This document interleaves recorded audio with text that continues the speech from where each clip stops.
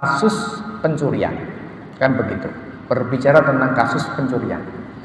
Kasus pencurian itu adalah fakta yang bisa diindra oleh manusia. Maka semua manusia pada prinsipnya tahu apa yang disebut dengan pencurian.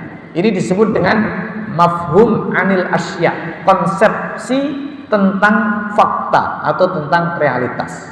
Tafsir Quran surat An-Nisa masuk pada ayat yang ke-105.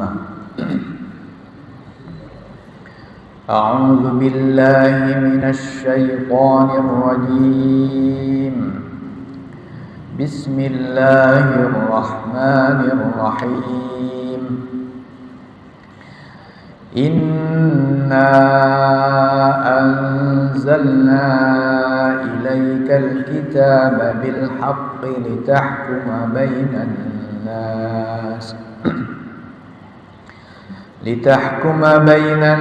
nas bima araka Allah wa la takun lil khainina khasima wastaghfirillah innallaha kana ghafurar rahima.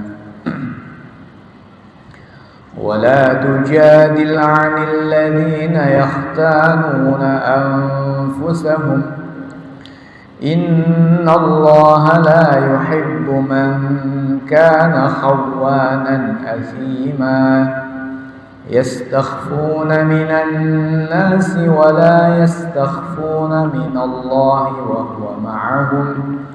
وهو معهم إذ يبيتون ما لا يرضى من القول وكان الله بما يعملون محيطا. أنتم هؤلاء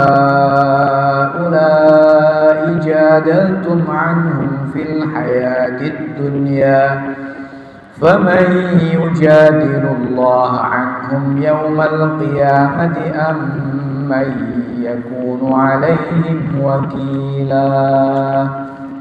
اللهم Inna anzalna ilaikal kitaba bil haqq. Sesungguhnya kami, yakni Allah Subhanahu wa taala, anzalna telah menurunkan, kami telah menurunkan, ilaika kepadamu wahai Rasulullah, al-kitaba kitab Al-Quran, bil haqqi dengan hak, bil haqqi dengan hak, inzalan haqqan dengan menurunkan yang penuh dengan hikmah, dengan tujuan. Bil haqqi dengan hak, maknanya bukan kesia-siaan. Litahkuma bainan nas, litahkuma agar engkau wahai Rasulullah, agar engkau memutuskan perkara bainan nas, di antara manusia, bima arakallah, dengan apa yang Allah tunjukkan atau dengan apa yang Allah beritahukan kepadamu. Wala takun lil khainina khasima, wala takun, dan janganlah engkau menjadi lil khainina, bagi orang-orang yang pengkhianat, bagi orang-orang atau bagi para pengkhianat, khasiman, pembela. Janganlah engkau menjadi pembela bagi orang-orang pengkhianat. Wastaghfirillah, dan mintalah ampun kepada Allah. Innallaha kana ghafurar, Maha Pengampun lagi Maha Penyayang. Wala tujadil 'anil ladzina yakhtanuna anfusahum, dan janganlah engkau berdebat membela orang-orang yang mengkhianati diri mereka sendiri.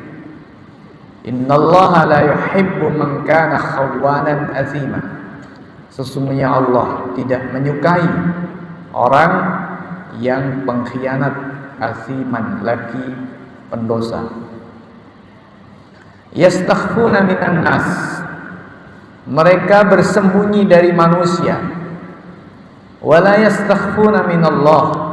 Dan mereka tidak bersembunyi, dalam tanda petik, tidak bersembunyi dari Allah.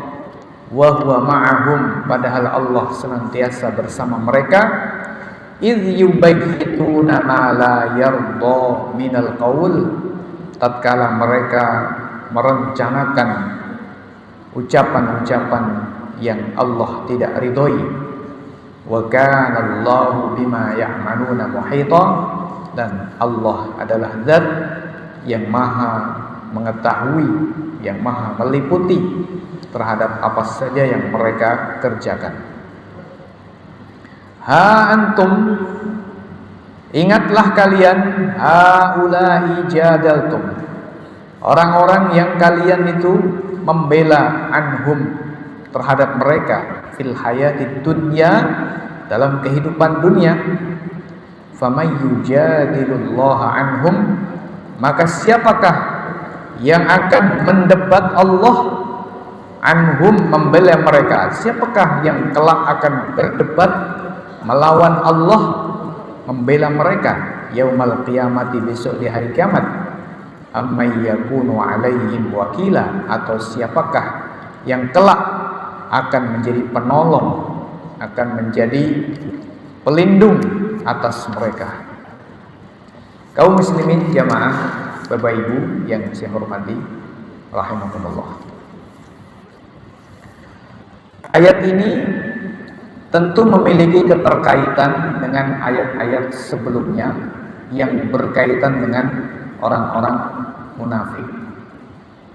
Jadi ayat 105 hingga 109 ini berbicara tentang sebagian orang-orang munafik, ahwalu ba'dil munafiqin, keadaan sebagian orang-orang munafik. Kemudian dijadikan sebagai landasan oleh mayoritas ahli tafsir bahwa ayat-ayat ini turun dengan sebab satu peristiwa yang pada pokoknya atau pada kesimpulannya ada tiga saudara, ada tiga bersaudara. Yang pertama bernama Bishr, yang kedua bernama Bashir, dan yang ketiga bernama Mubashir. Jadi tiga bersaudara bernama Bishr, yang kedua Bashir, yang ketiga Mubashir. Tiga bersaudara ini yang namanya mirip-mirip, Bishr, Bashir, Mubashir, adalah anak dari seorang bernama Ubairik. Jadi ada seorang bernama Ubairik punya tiga anak, namanya Bishr, Bashir, dan Mubashir. Tiga bersaudara ini dari segi suku, artinya dari golongan mana mereka, dari golongan Bani Dhofar, Bani Dhofar yang ada di Madinah. Tiga saudara ini adalah orang-orang munafik. Jadi tiga saudara ini munafik. Yang paling jahat, yang paling buruk di antara tiga ini adalah yang bernama Bashir. Nah, Bashir ini sudah biasa mencaci kaum muslimin dengan syair-syairnya. Nah, ketika dia mencaci maki kaum muslimin dengan syair-syairnya, dia menyembunyikan namanya. Artinya dia menggubah syair yang isinya adalah ejekan, cacian kepada kaum muslimin, tetapi dia tidak berani secara terus terang bahwa itu adalah ucapan dia, sehingga dia menyembunyikan ucapan tersebut dan justru melemparkan kepada orang lain, maknanya menuduhkan bahwa syair itu dikatakan oleh penyair yang lain. Nah, pada satu ketika ada rombongan dagang yang datang dari Syam. Rombongan dagang membawa sejumlah makanan yang datang dari Syam ke kota Madinah. Salah satu bahan makanan yang dibawa oleh rombongan dagang ini adalah apa yang disebut dengan darmak. Darmak itu sejenis tepung, tetapi tepung yang sangat berkualitas. Nah, 3 orang bersaudara ini kebetulan adalah orang-orang yang miskin. Jadi 3 bersaudara ini orang-orang yang miskin. Nah, karena kemiskinannya ini, mereka terdorong untuk mencuri sebuah makanan, bahan makanan, tepung istimewa yang bernama darmak, ya, yang dibeli oleh salah seorang sahabat Nabi Sallallahu Alaihi Wasallam, namanya Rufa'ah bin Zaid. Jadi Rufa'ah bin Zaid ini membeli sejumlah tepung istimewa ini, tetapi ternyata ketika pagi hari dicek di dapurnya hilang. Kemudian dilakukan penelisikan, ternyata terdapat indikasi bahwa tepung tadi dicuri oleh 3 bersaudara yang bernama Bishr, Bashir, dan Mubashir. Nah, ketika kemudian mereka terpergok, artinya mereka terbukti, ada bukti tangan, ada bukti pencurian, yaitu berupa tepung tadi, mereka berlari, kemudian melemparkan barang bukti tersebut ke rumah salah seorang kaum muslimin di sana. Lalu akhirnya orang yang rumahnya ada tepung tadi terkena getahnya. Dia tertuduh mencuri tepung tersebut karena terbukti di rumahnya ada tepung, padahal itu adalah akibat dari tindakan 3 bersaudara tadi yang melarikan diri lalu melemparkan tepungnya ke rumah orang lain. Nah, ini peristiwa kemudian diadukan kepada Rasulullah Shallallahu Alaihi Wasallam, di mana ada orang-orang dari Bani Dhofar. Bani Dhofar ini tadi, ya, anak suku atau ya semacam marga yang dimana 3 orang tadi, yaitu Bashir, Bishr, dan Mubashir adalah dari mereka.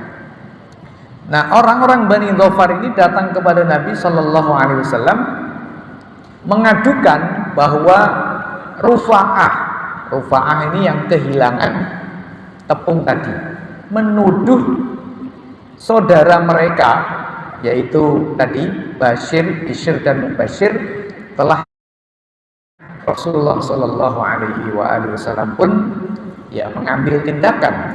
Nabi kemudian mengatakan kepada Rufa'ah, Nabi Shallallahu Alaihi Wasallam mengatakan kepada Rufa'ah, bagaimana wahai Rufa'ah, Anda menuduh keluarga baik-baik melakukan pencurian. Nah, kaum muslimin jamaah, Bapak Ibu yang saya hormati rahimahullah. Nah, jadi dalam peristiwa ini 3 orang bersaudara yang notabene mereka adalah orang-orang munafik ini melakukan pencurian, tetapi kemudian mengelak, dan justru barang buktinya dilemparkan di rumahnya orang lain, sehingga menimbulkan fitnah, menimbulkan tuduhan ya bahwa yang mencuri adalah tentu saja yang ada barang buktinya. Sementara 3 orang tadi berusaha untuk melepaskan diri atau membebaskan diri dari tuduhan yang juga diarahkan kepada mereka. Nah, disinilah kemudian Nabi Shallallahu Alaihi Wasallam diberitahu oleh Allah Subhanahu Wa Taala tentang hakikat perkaranya. Sesungguhnya yang telah melakukan kejahatan yaitu pencurian adalah 3 bersaudara tadi, yaitu Bishr, Bashir, dan Mubashir, dan bukan orang yang rumahnya ditemukan ada tepung. Allah Subhanahu Wa Taala memberitahukan kepada Rasul Shallallahu Alaihi Wasallam sehingga Nabi bisa menyelesaikan perkara tersebut dengan tepat. Nah, disinilah kemudian turun ayat Inna anzalna ilaikal kitaba bil haqqi litahkuma bainan nasi bima arakallah. Sesungguhnya kami wahai Rasul telah menurunkan kepadamu Al-Quran dengan hak. Maknanya dengan hak ini bukan dengan kebatilan.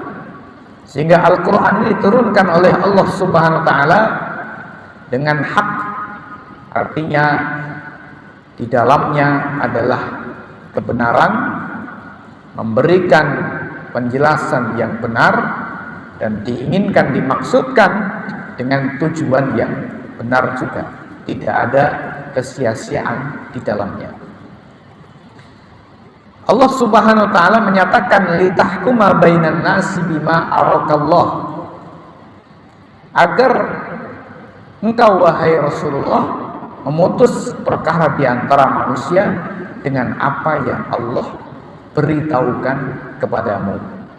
Wala takul lil kha'inina khasima, dan janganlah engkau wahai Rasul menjadi pembela bagi orang-orang yang melakukan pengkhianatan, yaitu orang-orang munafik tadi. Nah, kaum muslimin jamaah Bapak Ibu yang saya hormati rahimahullah, sampai akhir ayat 109 tadi yang sudah kita baca terjemahannya, ini berkaitan dengan persoalan 3 orang bersaudara tadi yang notabene mereka adalah orang-orang munafik yang suka mencaci maki atau menjelek-jelekkan kaum muslimin, namun mereka justru menuduh orang lain yang membuat syair-syair cacian tersebut. Dan pada suatu ketika, seperti tadi sudah kita sampaikan, mereka melakukan kejahatan berupa pencurian, dan itu pun mereka lemparkan, tuduhkan kepada orang lain. Nah, kaum muslimin jamaah Bapak Ibu yang saya hormati rahimakumullah, itu sebab nuzul ayat atau sebab turunnya ayat. Nah, sebagaimana yang sering saya sampaikan bahwa ketika kita memahami ayat-ayat Al-Quran ini tidak terbatas pada sebab turunnya ayat saja. Kaidah tafsir mengatakan al-ibrah bi umumil lafzi la bi khususis sabab. Yang menjadi acuan, menjadi kaidah dalam memahami sebuah ayat itu bukan sebab nuzul atau sebab turunnya ayat secara khusus, tetapi kita melihat redaksinya yang bersifat umum. Nah, di dalam ayat ini Allah Subhanahu Wa Taala menyampaikan dengan redaksi-redaksi yang sangat umum sekali, tidak menunjuk nama sama sekali, Meskipun tadi dilatar belakangi oleh sebuah peristiwa, tetapi ayat-ayat yang berbicara kepada kita 105 hingga 109 ini semua berbicara dalam konteks yang lebih luas, yang lebih umum daripada peristiwa di mana menjadi latar belakang turunnya ayat 105 hingga 109. Kaum muslimin jamaah Bapak Ibu yang saya hormati rahmatullah. Ayat 105 Allah Subhanahu wa taala menjelaskan kepada kita bahwa Allah Subhanahu wa taala menurunkan Al-Qur'an kepada Nabi Muhammad sallallahu alaihi wasallam agar Nabi sallallahu alaihi wasallam memutuskan perkara di antara manusia dengan apa yang Allah Subhanahu wa taala jelaskan, dengan apa yang Allah Subhanahu wa taala beritahukan kepada beliau. Sehingga maknanya apa? Semua yang Allah Subhanahu wa taala tetapkan di dalam Al-Qur'an itu artinya Allah Subhanahu wa taala perintahkan kepada Rasulullah sallallahu alaihi wasallam agar digunakan sebagai hukum yang memutuskan perkara di antara manusia. Begitu maknanya. Jadi inna anzalna ilaikal kitaba bil haqqi litahkuma bainan nasi bima arakallah. Sesungguhnya kami telah menurunkan kepadamu wahai Rasul Al-Qur'an, kitab dengan benar agar engkau memutus perkara di antara manusia dengan apa yang Allah beritahukan kepadamu. Ayat ini bermakna bahwa semua apa yang Allah Subhanahu wa taala telah gariskan di dalam Al-Qur'an, maka itu adalah apa yang Allah Subhanahu wa taala perintahkan kepada Rasul sallallahu alaihi wasallam agar beliau memutus perkara di antara manusia dengan ayat-ayat atau dengan apa yang Allah Subhanahu wa taala turunkan di dalam Al-Qur'an. Kaum muslimin jamaah Bapak Ibu yang saya hormati rahimakumullah. Di dalam kaidah memahami Al-Qur'an sebagaimana digariskan oleh para ulama di dalam kitab-kitab usul fikih, khitabullahi lirrasul khitabun li ummatihi. Seruan Allah, seruan itu artinya adalah kalam Allah, pernyataan Allah Subhanahu wa taala, penegasan Allah Subhanahu wa taala, atau perintah Allah Subhanahu wa taala, atau larangan Allah Subhanahu wa taala yang ditujukan kepada Rasulnya itu hakikatnya ditujukan kepada umatnya. Jadi ketika Allah Subhanahu wa taala menyatakan inna anzalna ilaikal kitaba bil haqqi litahkuma bainan nasi bima arakallah, sesungguhnya kami telah menurunkan kepadamu wahai Rasul Al-Qur'an dengan hak agar engkau memutus perkara di antara manusia dengan apa yang Allah beritahukan kepadamu. Dan tadi kita sampaikan bahwa maknanya semua yang Allah Subhanahu wa taala tetapkan di dalam Quran itu Allah Subhanahu wa taala perintahkan kepada Rasulullah agar dijadikan hukum ketetapan di antara manusia. Maka maknanya umat Islam juga diperintahkan seperti Allah perintahkan kepada Rasulnya. Jadi umat Islam juga diperintahkan seperti apa yang Allah perintahkan kepada Rasulnya.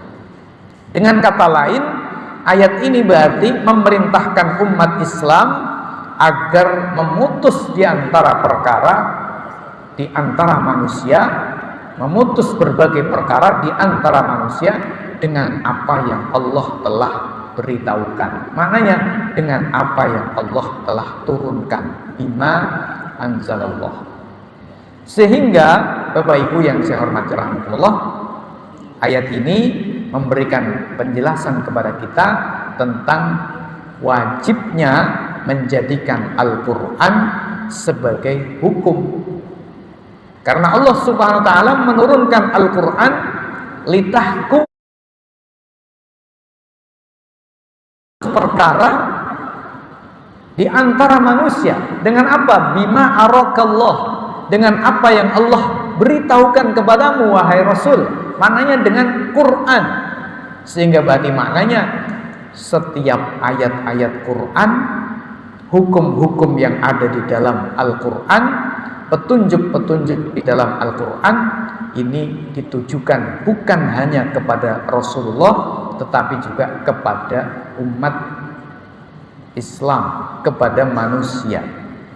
Sehingga maknanya ayat ini memerintahkan kepada kita agar kita berhukum kepada Al-Quran. At-tahkim bima anzalallah, berhukum dengan apa yang Allah Subhanahu wa taala turunkan.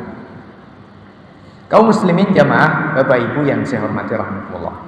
Nah, ini kalau kita bandingkan atau kemudian kita kaitkan dengan ayat-ayat yang lain, maka pasti akan ketemu di dalam ayat-ayat yang lain. Misalnya Allah Subhanahu wa taala mengatakan kepada Rasul Muhammad sallallahu alaihi wasallam terkait dengan perintah untuk memutus perkara di antara manusia dengan apa yang Allah Subhanahu wa taala turunkan.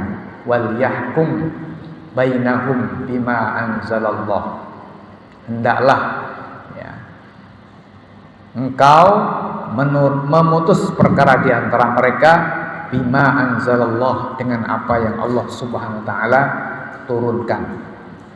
Di ayat-ayat yang lain Allah Subhanahu wa taala memerintahkan kita semuanya, manusia, kaum muslimin, agar kita berhukum dengan apa yang Allah Subhanahu wa taala turunkan. Dalam banyak ayat yang sudah sering kita sampaikan juga. Nah, kaum muslimin jamaah, Bapak Ibu yang saya hormati rahimakumullah, kita kembali kepada sababun nuzul atau sebab turunnya ayat tadi, yaitu berkaitan dengan persoalan kasus pencurian. Berarti maknanya Rasulullah Shallallahu Alaihi Wasallam kemudian memberikan putusan sebagaimana yang Allah Subhanahu Wa Taala tetapkan di dalam Al-Quran.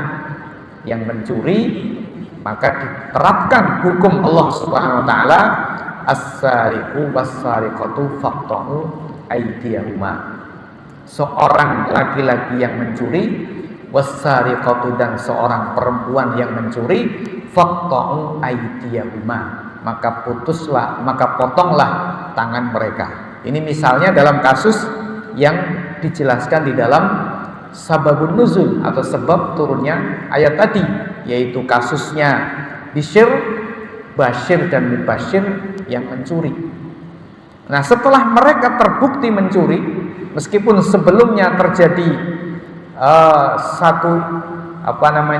satu upaya untuk melepaskan diri atau satu upaya untuk mengelak, tapi kemudian karena ada bukti dan Allah Subhanahu wa taala memberitahukan kepada Rasulnya Shallallahu Alaihi Wasallam terkait dengan hakikat perkaranya, kemudian turun ayat inna anzalna ilaikal kitaba bil haqqi litahkuma bainan nasi bima arakallah. Itu berarti maknanya Rasul Shallallahu Alaihi Wasallam diperintahkan oleh Allah Subhanahu wa taala untuk memberikan putusan terkait dengan apa yang terjadi, termasuk memberikan sanksi terhadap orang-orang yang melakukan kejahatan dengan apa yang Allah Subhanahu wa taala telah turunkan. Jadi kalau mereka terbukti mencuri dan telah memenuhi syarat-syarat pencurian, maka berarti Nabi Shallallahu Alaihi Wasallam memberikan hukuman kepada mereka sebagaimana ayat as-sariqu was-sariqatu faqta'u aydiyahuma. Seorang laki-laki yang mencuri dan seorang perempuan yang mencuri, maka faqta'u aydiyahuma, potonglah tangan mereka berdua. Nah, kaum muslimin jamaah, Bapak Ibu yang saya hormati rahimakumullah. Jadi pesan umumnya dari ayat Allah Subhanahu wa taala Inna anzalna ilaikal kitaba bil haqqi litahkuma bainan nas bima arakallah. Maknanya adalah Al-Quran ini sebagai hukum bagi manusia. Al-Quran ini sebagai hukum bagi kehidupan manusia, memutuskan berbagai macam perkara yang terjadi di tengah-tengah kehidupan manusia. Dengan demikian, kaum muslimin wajib menjadikan Al-Quran sebagai hukum dalam kehidupan mereka. Lalu Quran yang masih global dijelaskan oleh Nabi Shallallahu Alaihi Wasallam di dalam hadis-hadisnya atau di dalam sunnah-sunnah beliau, sehingga kemudian Al-Quran dan sunnah Nabi Shallallahu Alaihi Wasallam menjadi sumber hukum bagi umat Islam dan merupakan satu-satunya sumber hukum yang dibenarkan atau diakui oleh Islam, yaitu wahyu Quran dan sunnah. Begitu juga yang ditunjukkan atau yang diakui oleh Quran dan sunnah sebagai sumber hukum, yaitu al-ijma' dan al-qiyas. Ini pembahasannya ada di dalam ilmu usul fikih. Kaum muslimin jamaah, Bapak Ibu yang saya hormati rahimakumullah.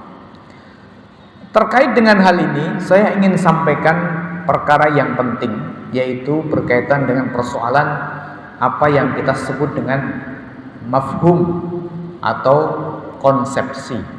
Mafhum atau konsepsi. Mafhum atau konsepsi ini ada dua hal, ada dua sisi. Yang pertama adalah mafhum anil asya, konsepsi tentang fakta, realitas satu perkara atau realitas satu perbuatan atau realitas satu perkara, satu hal. Ini namanya mafhum anil asya. Yang kedua, mafhum anil hayah, konsepsi tentang kehidupan. Artinya sebuah konsep bagaimana seharusnya manusia itu hidup, bagaimana seharusnya manusia itu mengatur kehidupannya, harus memilih yang A atau yang B, atau tidak boleh yang A, harus yang B, atau bagaimana. Ini namanya mafhum anil hayah, konsep tentang kehidupan. Nah, dua konsep ini, yakni mafhum anil asya, konsepsi tentang fakta atau realitas, dan mafhum anil hayat, konsepsi tentang kehidupan, inilah yang menjadi penentu perbuatan manusia. Manusia akan melakukan apa, akan berbuat seperti apa, akan berperilaku bagaimana, ini sangat bergantung dengan dua konsepsi tadi. Bagaimana dia memahami berbagai fakta, berbagai perkara, dan bagaimana dia memahami konsep kehidupan. Sebagai contoh begini, Bapak Ibu yang saya hormati rahmatullah, terkait dengan ayat ini. Ayat ini kan tadi bicara, kalau kita lihat dari sebab turunnya ayat, berbicara tentang apa? Berbicara tentang kasus pencurian, kan begitu. Berbicara tentang kasus pencurian. Kasus pencurian itu adalah fakta yang bisa diindra oleh manusia. Maka semua manusia pada prinsipnya tahu apa yang disebut dengan pencurian. Ini disebut dengan mafhum anil asya, konsepsi tentang fakta atau tentang realitas.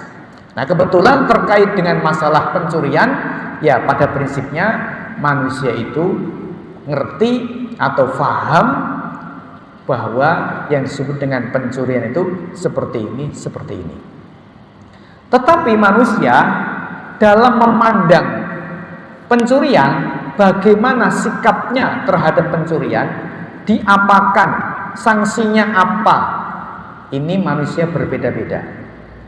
Ini disebut dengan konsep tentang kehidupan atau mafhum anil hayat, konsepsi tentang kehidupan. Maka ketika kita lihat Quran memberikan penjelasan orang yang mencuri itu dianggap melakukan dosa yang sangat besar. Ini namanya mafhum anil hayat, konsepsi tentang kehidupan.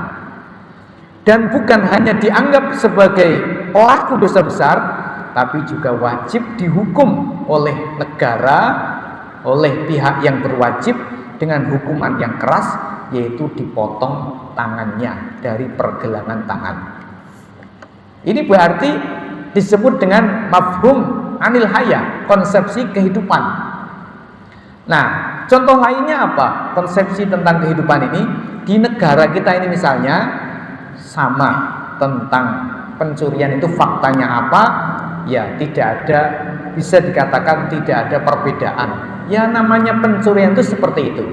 Tapi soal bagaimana hukumnya, maka tentu saja dalam pandangan sistem kehidupan yang mengatur negara ini, mengatur masyarakat ini, ya tidak ada konsep bahwa pencurian itu dosa, dosanya besar, besok akan diazab oleh Allah. Tidak punya konsep itu, karena ini pemerintahan, ini negara adalah pemerintahan atau negara yang disebut dengan sekuler, tidak ada kaitannya dengan agama. Di saat yang sama, pemerintah atau undang-undang memahami tentang bagaimana cara menyelesaikan atau menyikapi pencurian, yaitu misalnya dipenjara dengan sekian tahun. Ini namanya konsepsi tentang kehidupan. Nah, Islam itu mengajarkan kepada kita tentang dua hal, yakni tentang konsepsi berbagai perkara dan tentang konsepsi kehidupan. Tentang berbagai perkara, Islam memerintahkan kita agar kita memandang segala perkara sesuai dengan realitasnya, sesuai dengan kenyataannya. Yang kedua, dalam menyikapi berbagai macam fakta, berbagai macam perkara, Quran tidak memberikan hak kepada manusia untuk menetapkan aturan atau menetapkan konsep. Tapi Quran menyatakan soal sikap kamu, soal bagaimana kamu bersikap, kamu harus ikut Quran. Jadi soal faktanya seperti apa, Quran memerintahkan kita agar memahaminya persis seperti kenyataannya.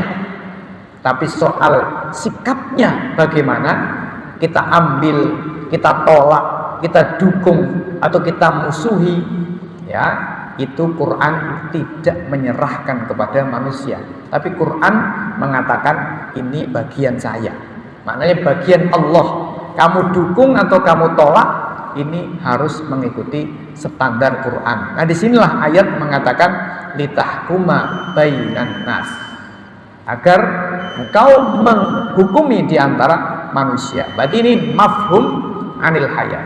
Nah, Bapak Ibu yang saya hormati rahimakumullah, ini sangat penting sekali sebenarnya. Akan tetapi karena waktunya sudah isya, insya Allah akan saya sambung berkaitan dengan persoalan mafhum anil hayat, konsepsi kehidupan, dan mafhum anil asya, konsepsi tentang berbagai benda, berbagai perkara dan fakta.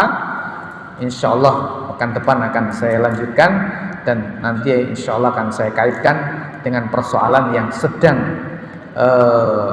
menggejala di tengah-tengah masyarakat, khususnya Solo dan Jogja, yaitu berkaitan dengan miras. Nah, bagaimana sebenarnya kok bisa terjadi seperti ini? Bagaimana konsepsi faktanya dan bagaimana konsepsi kehidupannya? Kalau kita bisa membaca dengan benar, maka kita akan bisa melihat solusi yang benar. Tapi kalau kita salah membacanya, maka selamanya kita akan bertindak salah. Karena orang benar salah itu dimulai dari konsepnya. Kalau konsep tentang fakta sudah salah, apalagi ditambah konsep tentang kehidupannya salah, maka semua perilaku-perilakunya akan terjadi kesalahan-kesalahan. Sebaliknya, kesalahan pada salah satu dari konsep tadi juga mengakibatkan manusia bertindak dengan tindak yang keliru, bertindak dengan tindakan yang salah, bahkan sesat. Nah, begitu. Insya Allah pekan depan akan kita lanjutkan berkaitan dengan persoalan dua hal ini berkaitan dengan ayat yang sedang kita kaji ini. Demikian kaum muslimin jamaah Bapak Ibu yang saya hormati rahimakumullah, yang bisa saya sampaikan, mudah-mudahan ada manfaatnya. Kurang lebihnya saya mohon maaf yang sebesar-besarnya. Kita akhiri subhanakallahumma bihamdika asyhadu an la ilaha illa anta astaghfiruka wa atubu ilaik. Assalamualaikum warahmatullahi wabarakatuh.